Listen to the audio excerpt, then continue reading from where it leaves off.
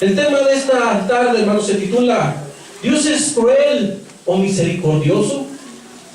¿Qué será, hermanos? ¿Para cuántos de ustedes Dios ha sido cruel? Ni uno. Ahora, ¿cuántos de ustedes creen que Dios es misericordioso? Amén. Dice 1 Samuel capítulo 15 versículo 1.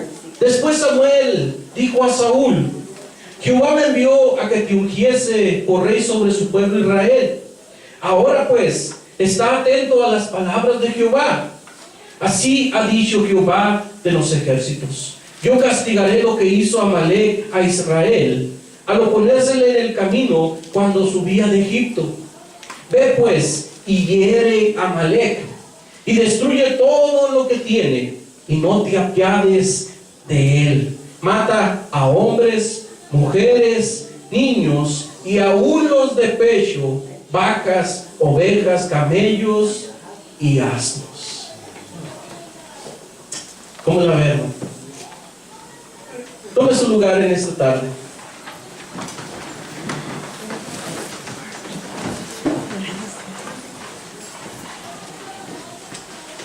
¿Sabe que muchas personas se han escandalizado por la cantidad de hechos violentos que se relatan en la palabra de Dios? Y sobre todo en el Antiguo Testamento. No sé cuántos de ustedes han leído, pues, la mayoría de los libros del Antiguo Testamento. Y sabe que el Antiguo Testamento trae muchas guerras, muchas batallas, muchos juicios de Dios y muchas cosas, hermano, que cuando a lo mejor nosotros nos ponemos a leerlos, a lo mejor nos quedamos así sorprendidos de tanta violencia o tantas cosas que trae la Biblia. Amén. Pero vamos a ver en esta tarde cuál es el propósito por el cual viene todo eso escrito ahí. Fíjese, en el libro segundo, en el siglo segundo, después de Cristo, se levantó un hombre llamado Marción, que afirmaba que el Antiguo Testamento no debería ser aceptado en el canon de las Escrituras, que no era un libro, que no eran libros inspirados por el Espíritu Santo, porque según este hombre consideraba que el Dios que hablaba en el Antiguo Testamento no era el mismo Dios que se hablaba o que se habla en el Nuevo Testamento, porque decía que el Dios que hablaba en el Antiguo Testamento era un Dios sanguinario, un Dios cruel, un Dios despiadado, un Dios sangriento, y que no era el mismo, porque el Dios que se habla en el Nuevo Testamento es un Dios de amor, un Dios de misericordia, de compasión y de tantas cosas bonitas, ¿verdad? Y por eso este hombre decía: no, es que no puede ser el mismo. Por eso los libros del Antiguo Testamento deben de ser quitados de la Biblia y no deben de estar puestos ahí. Quizás muchas personas se han preguntado cómo un Dios de amor y de misericordia puede mandar a exterminar pueblos enteros. ¿Se ha preguntado usted alguna vez eso? ¿O no lo había analizado en la Biblia? Porque fíjese, ahorita lo que estudiamos o lo que leímos al principio es algo, hermanos, difícil de creer, ¿verdad? Cómo Dios mandó a exterminar a pueblos enteros. Pero fíjese, hermano, vamos a entender, nosotros los que estamos aquí vamos a comprender realmente cuál era el propósito de Dios al hacer todas estas cosas. ¿Por qué Dios usaría la violencia extrema, hermano? ¿Por qué Dios la usaría? ¿Por qué Dios mandó a exterminar aún hasta los niños? Dice que aún hasta los de pecho. Imagínense, hermano, los niños pequeñitos. ¿Qué culpa tienen ellos? ¿Verdad? Analizándolo desde el punto de vista humano, hermano, nosotros dirán: no, pues este es un Dios sanguinario, un Dios cruel, ¿verdad? Imagínense los derechos humanos ahorita, ¿qué dirían? Dirían: no, pues esto es genocidio, y no, hombre, condenarían a todo el que se pusiera enfrente. ¿Qué Dios no es un Dios de amor, hermano? Un Dios de misericordia. ¿Sabe que al analizar todas estas historias bíblicas, hermano, nosotros vemos realmente de que son muy despiadadas?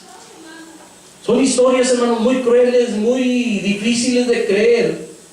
Pero vamos a entender, hermanos, conforme vaya avanzando esta enseñanza, vamos a ir entendiendo todo esto, por qué Dios hizo estas cosas. En Deuteronomio, capítulo 7, no lo vamos a leer porque está muy largo, pero haciendo un resumen, hermanos, de ese capítulo, Dios le ordenó al pueblo de Israel que cuando entraran a la tierra prometida, tenían que destruir por completo a varias naciones, y ahí venían incluidos los heteos, los gergeseos, el amorreo, los cananeos, los fereceos, el heveo, los jebuseos y todos los feos, ¿verdad?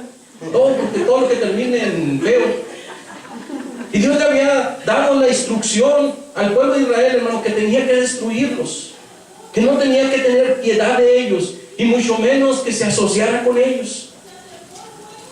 Pero conforme iba pasando el tiempo, hermanos, el pueblo de Israel pues iba haciendo caso omiso, empezó a destruir cosas y todo, pero dejaron a varias naciones ahí.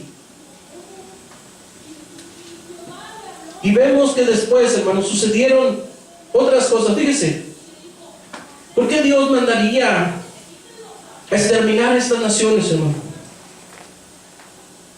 ¿Por qué Dios sería tan cruel con ellos? Y no solamente a través de la historia de la Biblia, podemos ver de que no solamente fue ese el caso. ¿Se acuerdan del diluvio? ¿Saben que Dios mandó a exterminar, hermanos, a todos los habitantes de la tierra? Solamente se salvaron 8 personas.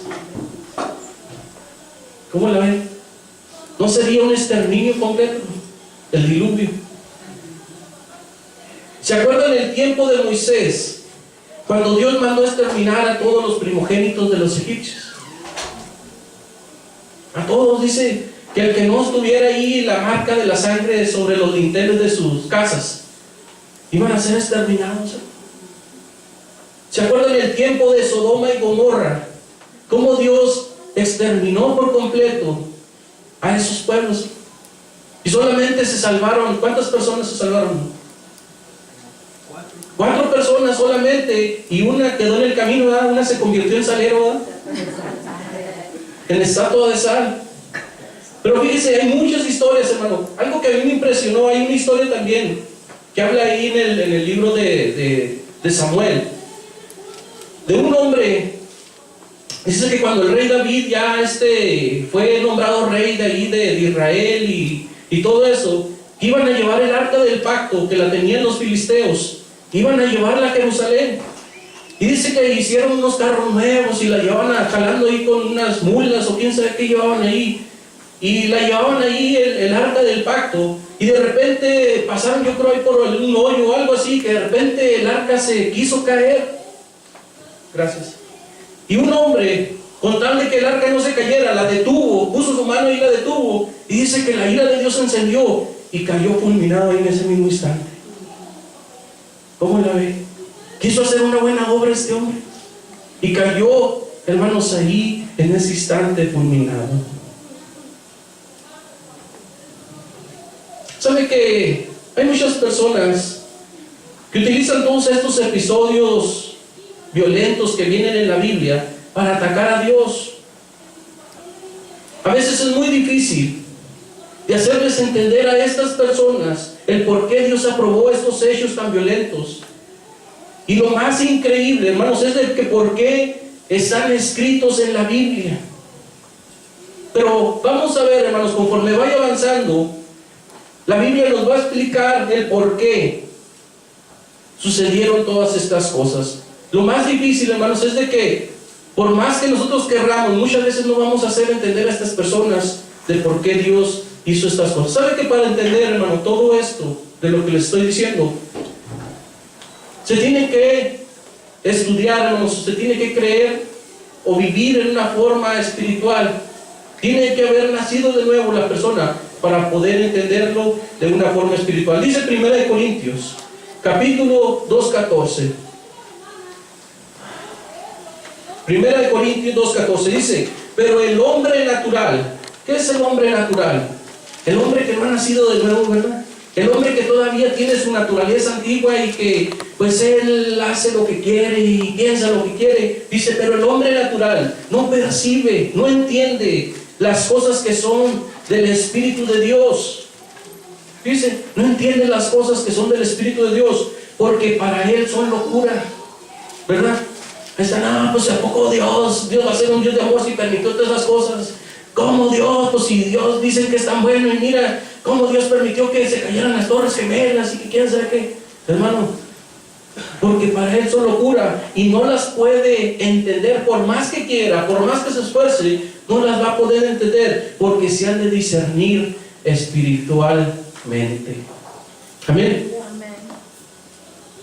¿Sí entiende usted, hermano, realmente el proceso por el cual Dios llevó a cabo todas estas exterminios, todas estas cosas?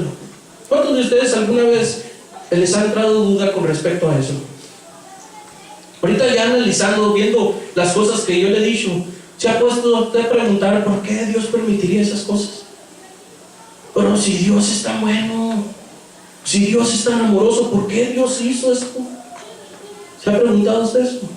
O no le vale, pues ahí no me importa. Una vez una persona decía, pues si a mí qué me importa lo que viene ahí en la Biblia, pues si ni yo estuve ahí en ese tiempo, ¿no?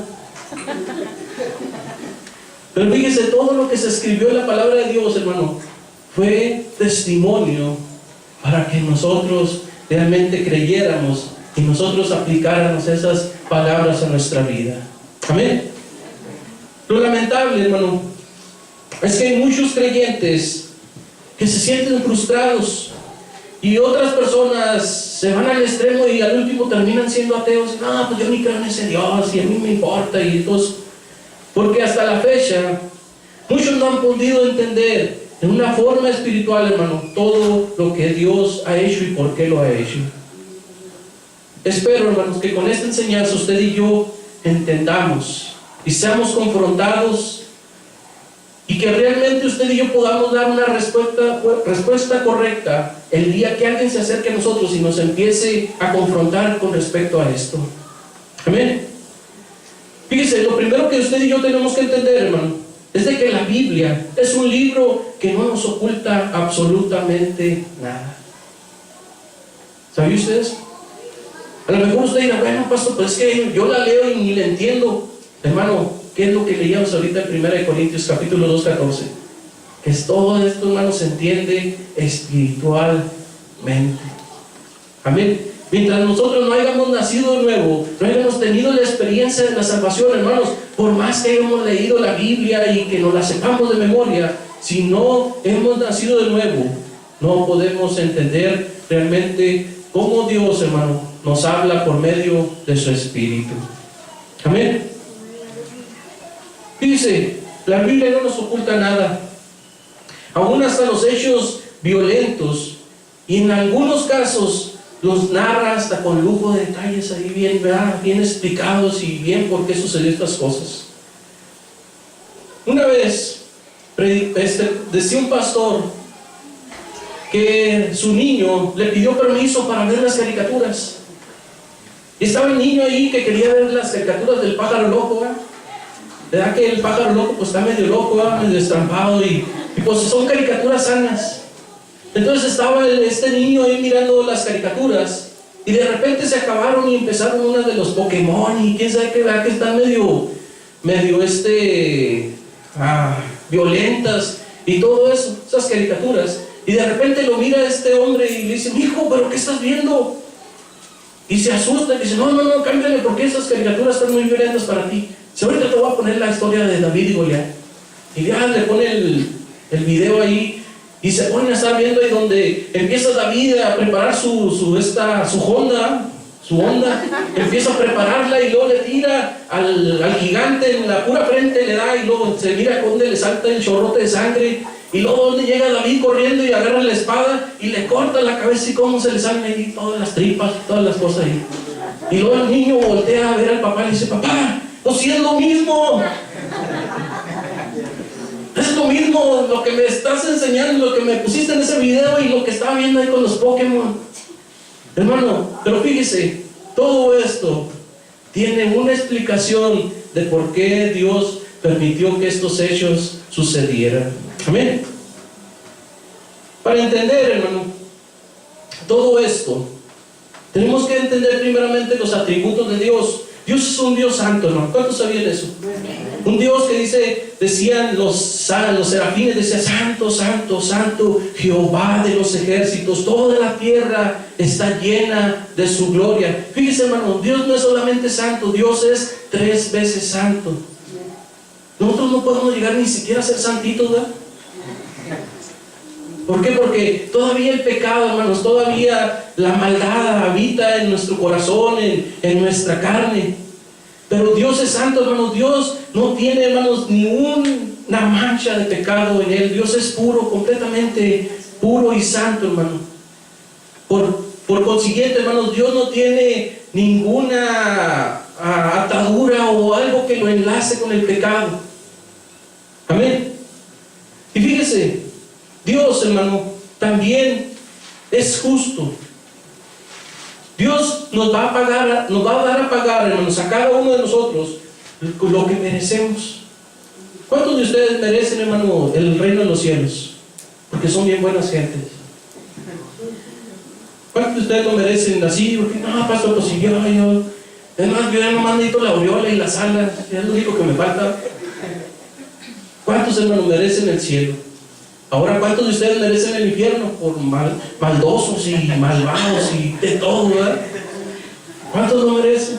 Pero fíjese, hermano, Dios nos va a hacer pagar cuando estemos delante de Él, hermanos, por las cosas buenas y las cosas malas que nosotros hicimos en nuestra vida. Claro, hermanos, ahora como cristianos dice que Jesucristo llevó el pecado de todos nosotros y ya ahora Él nos limpió con su sangre preciosa y clavó nuestros pecados, ¿verdad? Los llevó Él en aquella cruz y ahora nos los perdonó. Pero por nuestras obras, hermano, por nuestra propia naturaleza, nosotros no podíamos limpiarnos ni ser santos.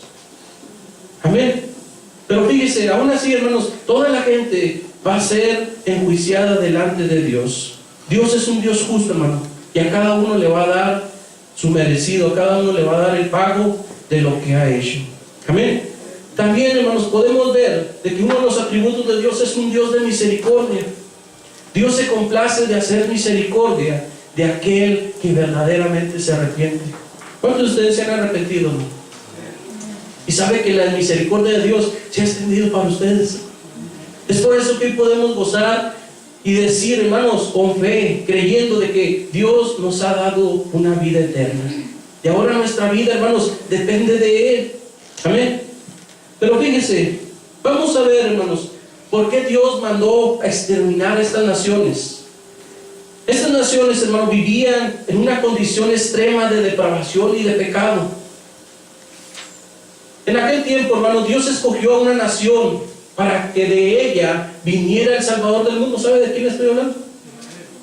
Del pueblo de Israel, ¿verdad? Los judíos.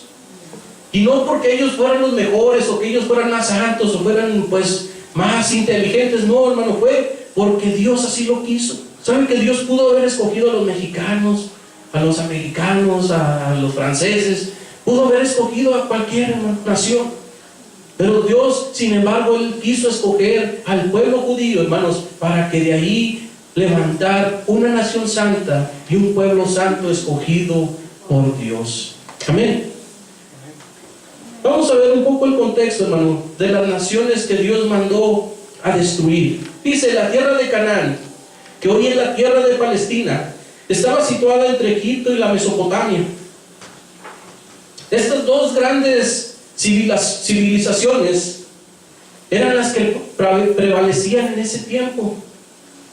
Esas naciones tenían un dios llamado Baal Moloch. ¿Se ha oído usted hablar de esos dioses? Fíjese, estas eran imágenes, hermano. Este dios Baal Moloch era una imagen grandota que tenía cara así como de animal, y que tenía las manos extendidas, donde ponían a los niños y les prendían fuego ahí en sus brazos, y ahí los ofrecían a ese dios. Y ese dios se dice que tenía una esposa llamada la diosa Astarte, y cada uno de estos dioses tenía su propio templo y los ponían siempre enseguida el uno del otro, siempre dentro de estos templos, hermano. había las cosas más degeneradas, más depravadas que podía haber en esos templos. Fíjense, ahí en esos templos había prostitutas sagradas, había prostitutos sagrados, había homosexuales, había lesbianas, había de todo, hermano. Toda la gente que iba a ofrecer sus sacrificios iba y cometía actos sexuales inmorales, hermano, allí dentro de esos templos, para ofrecerlos como sacrificios a sus dioses. ¿Cómo la ve? No sé si usted se ha dado cuenta, hoy en nuestros días todo lo que tiene que ver con la religión o con toda la idolatría, nos tiene que ver también con la inmoralidad sexual. Todo va ligado. Pero fíjese, veamos, hermano, cómo Dios tuvo que hacer justicia, hacer algo, hermanos, para destruir a estas naciones. En el 1904 se levantó un hombre, un arqueólogo llamado Macalister. Este hombre encontró en aquellos lugares, hermanos, de Jerusalén, un templo de adoración a estos dioses. Y según los cálculos de ellos, el templo data del 3500 antes de Cristo. Fíjese, fue mucho antes, hermano, de que los israelitas llegaran a Canaán. Y en esas excavaciones encontraron muchas urnas, hermano, encontraron cientos de urnas donde encontraron restos de cuerpos de niños ofrecidos a esos dioses. Fíjese, ahí los encontraron. Los cananeos, hermano, tenían la costumbre, una costumbre llamada el sacrificio de los cimientos, que consistía que cuando iban a construir por primera vez su casa, al poner los cimientos, estos sacrificaban a uno de sus hijos y lo enterraban allí, hermanos, para de ahí levantar la casa. Supuestamente ellos decían que porque esto les daba que su casa estuviera más sólida, de que tuvieran más buena suerte, de que todo les fuera mejor, de que tuvieran salud. Y fíjese, ¿usted haría algo de eso? ¿Usted sacrificaría a uno de sus hijos para que usted le leyera mejor en la vida? Y esos hombres sí lo hacían. Ellos tenían esta tradición y saben que siempre sacrificaban niños en aquellos tiempos. Era tradición para ellos. Era algo muy normal que lo hacían, hermano. ¿Qué había sucedido, hermano? ¿Qué habría sucedido si hasta aquellos tiempos se usara este mismo método cuando nació Jesús, ahí con los padres de Jesús, José y María? ¿Qué hubiera sucedido, hermano?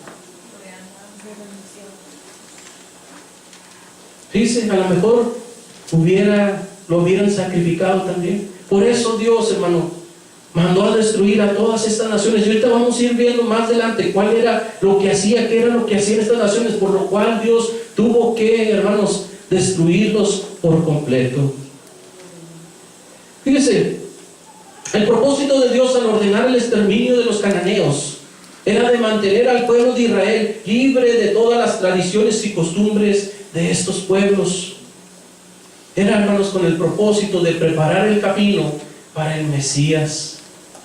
Amén. Fíjense, vamos a ver cómo la Biblia nos explica de por qué Dios tuvo que mandar exterminar estas naciones. Mire, cuando Moisés, hermano, salió de Egipto, tuvo que atravesar por varios pueblos para poder llegar hasta la tierra prometida. Y los que ya hemos leído esta historia sabemos de que muchos pueblos, muchas naciones se le opusieron al pueblo de Israel, no les permitieron pasar. Y había un pueblo ahí, hermanos, muy malvado, llamado Amalek, que no le permitió. Y fíjense, ahí en Deuteronomio 25, capítulo 17, la Biblia nos explica qué fue lo que hizo este pueblo y cómo Dios había determinado ya la sentencia para ellos. Deuteronomio 25, 17. Dice, acuérdate de lo que hizo Amalek contigo en el camino, cuando salías de Egipto, de cómo te salió al encuentro en el camino y te desbarató la retaguardia de todos los débiles que iban detrás de ti. ¿Quiénes serían los débiles, hermano? Los niños, las mujeres, los ancianos, los enfermos, ¿verdad? Amalek no tuvo piedad, hermano. Llegó y le llegó ahí por detrás y empezó a atacarlos, empezó a matar, hermanos, a todos aquellos débiles. No tuvo misericordia. Pero sigue diciendo, cuando tú estabas cansado y trabajado y no tuvo ningún temor de Dios. Por tanto, cuando Jehová tu Dios te dé descanso de todos tus enemigos alrededor, en la tierra que Jehová tu Dios te da por heredad, para que la poseas, borrarás, fíjese, borrarás la memoria de Amalek debajo del cielo. La borrarás por completo, vas a desaparecerlos. Fíjese, no lo olvides. Ya estaba escrito, hermano. Era un pacto que Dios había hecho y Dios dijo, ¿saben qué? Los van a desaparecer ese pueblo, porque cuando mi pueblo iba a salir de Egipto, cuando iban atravesando por aquellos lugares, ustedes no tuvieron misericordia de él y mataron a todas las personas débiles, mataron a los niños, mataron a los ancianos, mataron a las mujeres y no tuvieron misericordia. Ahora volvemos a 1 Samuel capítulo 15 versículo 1 de la encomienda que Dios le dio a Saúl. 1 Samuel 15:1. Dice aquí, Dios le había dado a Saúl, hermanos, la encomienda para que él cumpliera aquí la palabra que Dios ya había dicho desde el libro de Deuteronomio, ¿verdad? 1 Samuel 15:1. Después Samuel dijo a Saúl, Jehová me envió a que te ungiese por rey sobre su pueblo Israel. Ahora pues, está atento a las palabras de Jehová. Así ha dicho Jehová de los ejércitos, yo castigaré, fíjese, yo castigaré lo que hizo Amalek a Israel, al oponérsele en el camino cuando subía de Egipto. Ve pues, y hiere a Amalek, y destruye todo lo que tiene. Fíjese, aquí no le da margen, hermanos. Bueno, pues destruye ahí lo más bonito, lo más feo, ¿verdad? Dice, destruye todo lo que tiene, y no te apiades de él. Mata a hombres, mujeres, niños y aún los de pecho, vacas, ovejas, camellos y asnos. Hermano, era una orden que Dios le había dado al rey Saúl para que cumpliera la palabra de Dios. Amén. Era una orden, hermano. Y estaba aquí tan detallado todo lo que tenía que hacer el rey Saúl. Pero vamos a ver más adelante. Fíjese lo que hizo el rey Saúl. En el versículo 7, saltéense, ahí está el versículo 7 del 1 Samuel 15:7. Dice, y Saúl, fíjese, derrotó a los amalecitas desde Ávila hasta llegar a Sur o Shur, que está al oriente de Egipto, y tomó vivo a Agag, rey de Amalek. Fíjese, el Señor le había dicho que matara a todos, que los exterminara por completo. Y Saúl tomó vivo a Agag, rey de Amalek, pero a todo el pueblo mató a filo de espada. Y Saúl y el pueblo perdonaron a Agag y a lo mejor de las ovejas y del ganado mayor, de los animales engordados, de los carneros y de todo lo bueno, y no lo quisieron destruir, mas de todo lo que era vil y despreciable destruyeron. ¿Cómo la ven? Dios le había dado una encomienda, hermanos, bien detallada, de que tenían que destruir por completo. Y le había dicho a todos los animales, a vacas, a burros, camellos, becerros y de todo, y no te apiades. Pero el rey Saúl, hermano, empezó a ver ahí una vaquita ahí muy gordita. No, pues sí, ¿cómo les cayeron ahorita unas chuletotas ahí, ¿no? Las carnitas ahí. Y se las imaginaba ahí, un cabrito ahí dándole vuelta ahí, y no lo quiso destruir. Mas sin embargo, fíjese lo que Dios le dijo ahí en el versículo 10. Dice, y vino palabra de Jehová a Samuel diciendo, me pesa haber puesto por rey a Saúl, porque se ha vuelto en pos de mí y no ha cumplido mis palabras. Y se apesadumbró Samuel y clamó a Jehová toda aquella noche. Madrugó luego Samuel para ir a encontrar a Saúl por la mañana, y fue dado aviso a Samuel diciendo, Saúl ha venido a Carmel.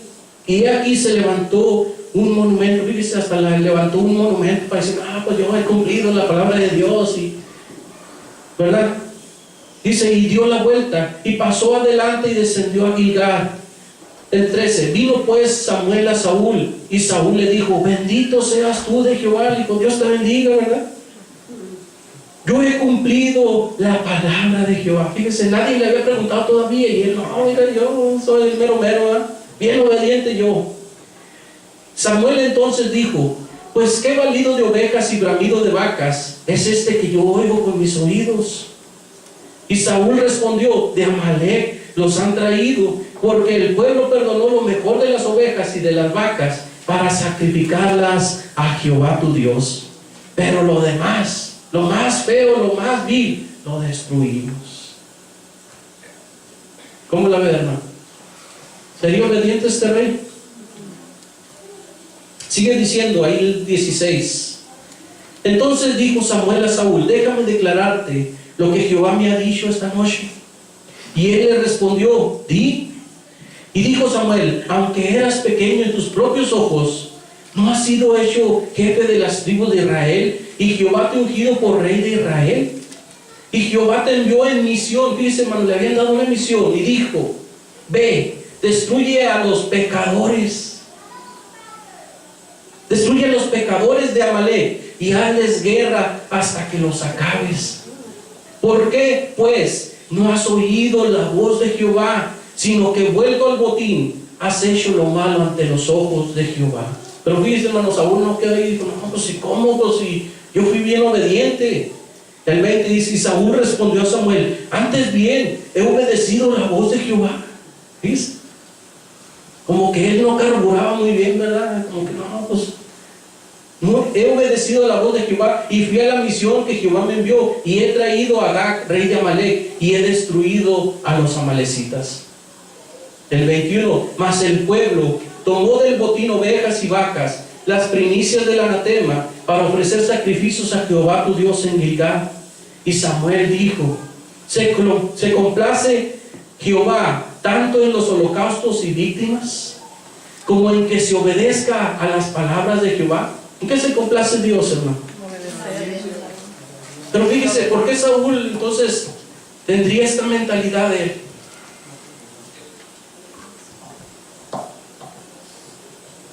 Supuestamente llevaron lo mejor para ofrecer un sacrificio a Dios.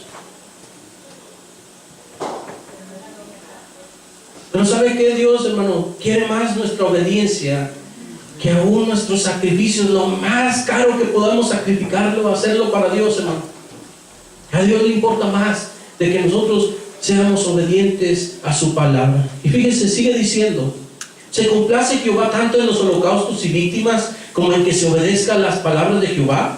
Ciertamente el obedecer, fíjense, es mejor que los sacrificios, y el prestar atención que la grosura de los carneros. Y aquí viene el 23, dice: porque como pecado de adivinación es la rebelión. ¿Cuántos son rebeldes aquí, hermano? Hay un rebelde aquí. Dice, aquí la Biblia dice: como pecado de adivinación, es como si fuera la misma condenación, hermano, que Dios le va a dar a un brujo o a uno que tira las cartas y de eso, el primo igual del mercado. Es la misma que le va a dar a los desobedientes. Como pecado de adivinación es la rebelión, y como ídolos e idolatría, la obstinación o la terquedad.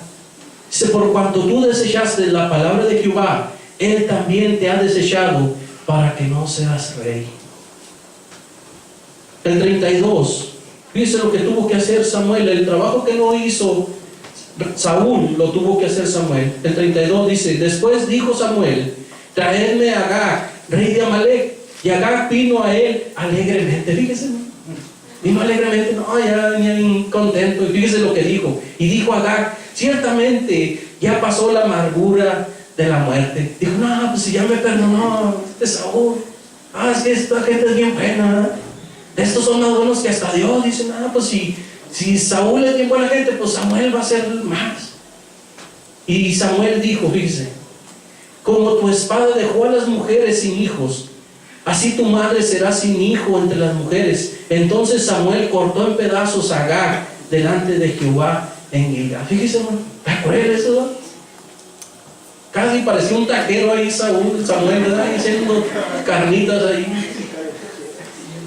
Lo cortó en pedazos, hermano.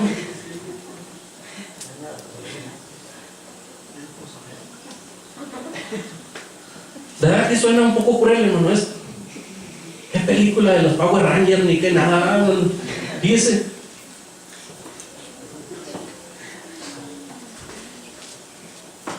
Al ver esta historia, hermanos, vemos que fue muy cruel lo que sucedió. Pero algo que no hemos visto nosotros es realmente cuál era el estilo de vida de estos pueblos. Estos pueblos, hermanos, sacrificaban niños, sacrificaban a sus bebés, cometían prácticas de incesto, había bestialismo, había homosexualismo, lesbianismo y todo tipo de depravaciones sexuales que practicaban estas naciones.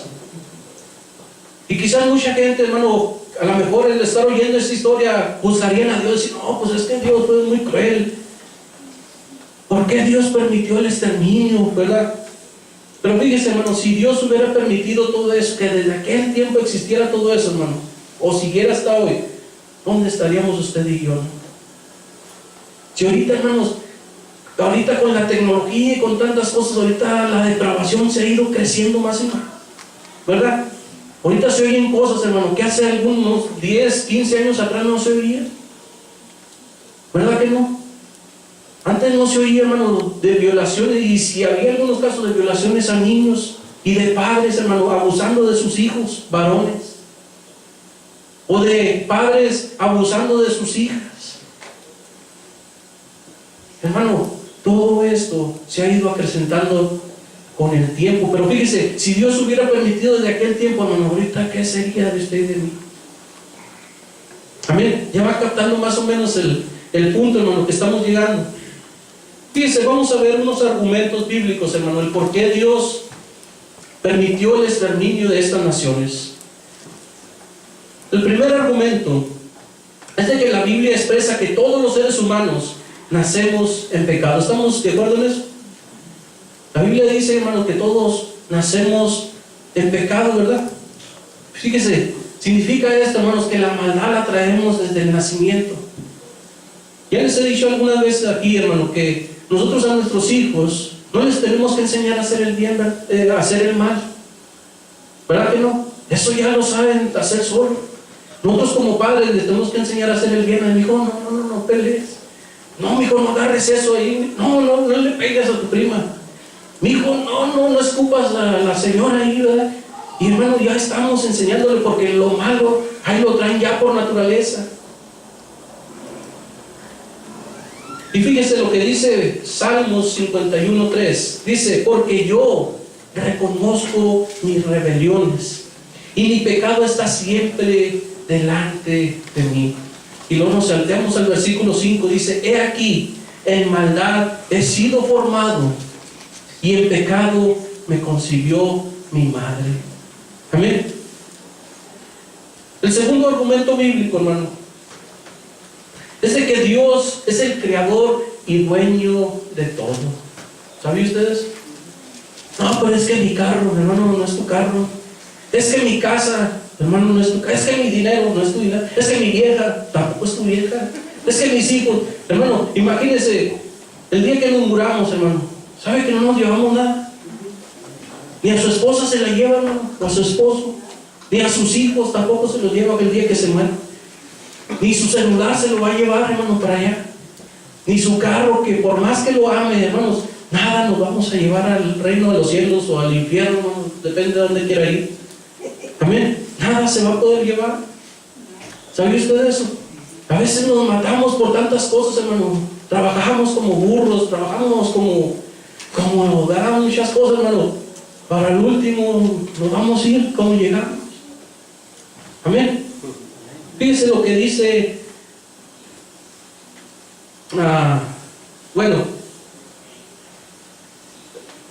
Dios es el dueño de todas las cosas. Dios es el dueño de nuestra vida, de usted y de mí. El día que Dios, hermano, le plazca llevarse a alguno de nosotros, ¿quién le va a poder reclamar algo? ¿Verdad que no? Pero a veces nosotros sí le reclamamos, Señor, ¿por qué te llevaste a mi abuelita? Si nomás tenía como 250 años, Señor, y yo la quería todavía aquí conmigo. Tenía cáncer desde los 55 años, Señor, pero, hermano, y así estamos reclamándole a Dios. Pero Dios es el dueño, hermano, de todo. Y Dios, hermano, es el que da vida y el que la quita. Fíjese, dice 1 Samuel 2:6. 1 Samuel 2:6 dice: Jehová mata, fíjese, Jehová mata y Él da vida. No es el diablo, hermano, ¿verdad que no? Ahí no dice, no, pues que el diablo mata y Dios es el que da vida. No, hermano. ¿Sabe que el diablo es solamente un instrumento, hermano? Él no puede matar a nadie ni hacer nada, hermanos, que no le autorice Dios. Fíjese, Jehová mata y Él da vida. Él hace descender al Seol y hace subir. Jehová empobrece y Él enriquece, abate y enaltece. Fíjese, hermano, Dios es el dueño de todo. Y Él hace, hermanos, lo que Él quiere. En el Antiguo Testamento, hermano, y aún hasta en nuestros días, se usa algo aquí en la iglesia, hermanos, de venir y presentar a nuestros hijos, ¿verdad? ¿Cuántos de ustedes han presentado a sus hijos en la iglesia? Venimos y los presentamos: Señor, mira, yo dedico a mis hijos para ti. Y venimos y los presentamos. Pero llega el tiempo donde a lo mejor nuestros hijos, ya cuando tienen su edad, ellos dicen: ¿sabes qué, papá? Pues yo quiero estudiar para pastor, o yo quiero estudiar para servir a Dios. Yo siento el llamado de Dios. Y usted le dice: oye, no, hijo, es que yo quiero que seas licenciado. Es que yo quiero que seas abogado o doctor, ¿verdad? Que seas un buen doctor, ¿verdad? Así como Cantinflas. Y luego muchos, hermanos, lo dedicamos aquí a Dios, pero al último queremos que hagan lo que nosotros queremos. Hermano, no supuestamente lo estamos ofreciendo a Dios para que Él, hermanos, lo use, o Dios haga con Él lo que Él quiera. Pero fíjese, a veces, hermano, hacemos esos actos dentro de la iglesia y no los tomamos en cuenta. Pues ya nomás nos presenté, pues porque así es una tradición que mis papás me enseñaron y es otro. Y hermano, y esto es muy delicado. Cuando nosotros venimos y presentamos a nuestros hijos, hermano, le estamos diciendo: Señor, haz con ellos lo que tú quieras. Son tuyos, te los entrego a ti porque tú me los has prestado, Señor. Ahí están, te los devuelvo. Hermano, esto es muy serio. Y no le hemos dado realmente el verdadero valor, hermanos, de los ritos, de las ceremonias que nosotros celebramos dentro de nuestras iglesias. Amén.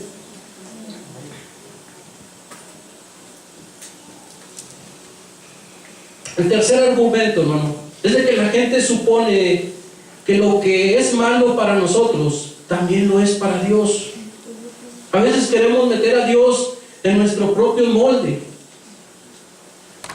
Y es que lo que no está permitido hacer para nosotros, entonces también pensamos que Dios también está limitado por eso. Fíjese, si una persona de aquí llegara a matar a alguien, hermano, eso es malo, ¿va? Matar.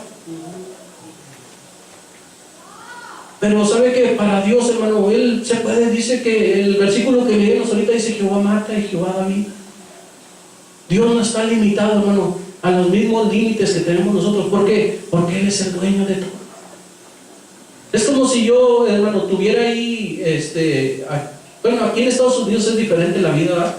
Porque, por ejemplo, ahí tiene uno sus casillas y lo está pagando uno, parqueadero, está pagando uno. Esto, y aún hay mucha gente que tiene hasta sus propios terrenos y casas. Aún tampoco pueden hacer nada ahí, ¿verdad?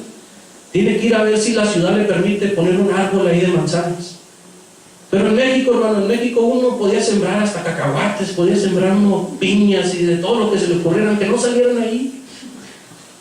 Y el vecino que llegara: oye, pues ¿por qué sembraste una piña? Pues que es mi terreno, si no te gusta, pues gánale, ¿verdad? Y se agarraba de las leñas ahí con él. Pero aquí, hermano, aquí, ¿verdad? Que la vida sí es diferente y aquí no lo dejan. Yo me acuerdo que una vez que quería sembrar un árbol, me dijeron: no, pues tienes que ir a pedirle permiso a los quién sabe qué, los permisores de hoyos, y quién sabe qué, de hoyos de la ciudad, y anda uno pidiendo permiso para todo. Y a ver si lo dejan sembrar un árbol de quién sabe qué, y esto, hermano. Pero sabe que Dios no nos tiene que pedir permiso para nada. Algunos de ustedes, hermano, ¿quién de ustedes le gusta hacerle arreglos a su carro? ¿Verdad? Yo he visto algunos que hasta le ponen un dado ahí, ¿verdad? Donde está el retrovisor, así le ponen un dadote grandote ahí. de esos de peluche, y luego le ponen barbitas ahí, así donde está el windshield, ahí le ponen ahí sus barbitas, y luego le ponen ahí frente así un perrito ahí moviendo la cabeza ahí, ¿verdad? ¿Y qué le dice algo, hermano? ¿Verdad? La policía a veces va de metiche, y yo me acuerdo una vez que traía un pingüinito ahí colgando en el espejo ahí, en el ese, y me paró la State Patrol y hasta le quise casi regalar el pingüinito y no lo quiso. Pero fíjese, hermano, lo que usted le haga a su carro, si usted le quiere poner ahí un sonido de $3,000, pues si lo trae ahí funcionando a las 3 de la mañana y con el parquero, ¿cómo se llama? El Cottonwood allá, a las 3 de la mañana, hermano, todo lo que da, pues claro que lo van a regañar. Pero hermano, usted le puede hacer lo que quiera ya a su carro y hacer lo que quiera, ¿verdad?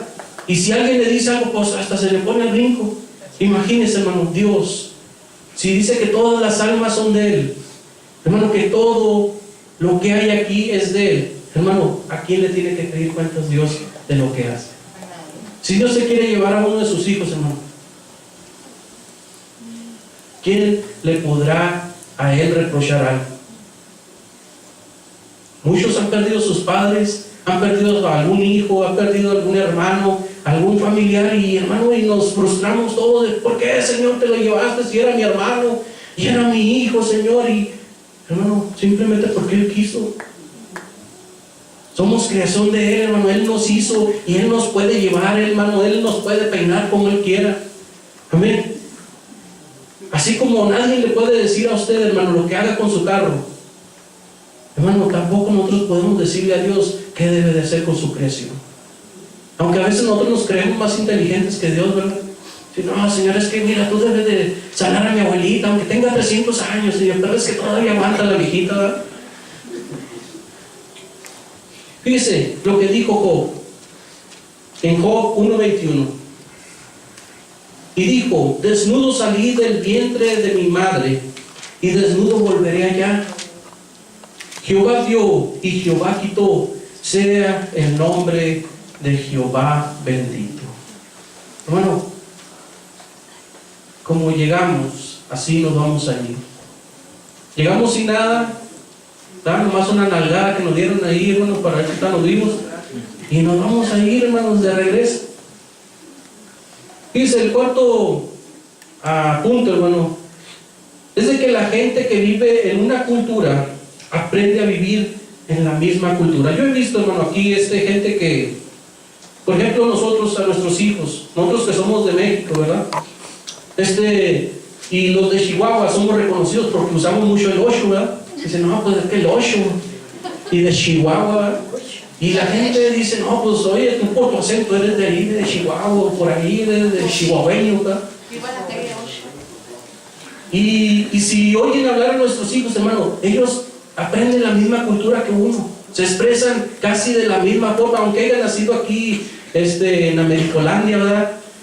Y ellos tengan papers y tengan lo que sea, hermano, ellos también aprenden la misma cultura de uno, aprenden a comer chile como todos los mexicanos, ¿verdad? Está como, por ejemplo, los que vienen de Honduras, también sus hijos, ¿verdad? También, oye vos, ¿verdad? Oye vos, y luego uno los oye y los niños nacieron aquí, ¿verdad? Pues aquí pues, ¿verdad? Y así hablan pero fíjense, cada uno, hermanos, aprendemos la misma cultura de nuestros padres. Ahora fíjese, hermano, ¿por qué Dios tuvo que destruir también a los niños de pecho, hermanos, de estas culturas? Iban a crecer igual y hasta peor, hermano, que estas culturas. Amén.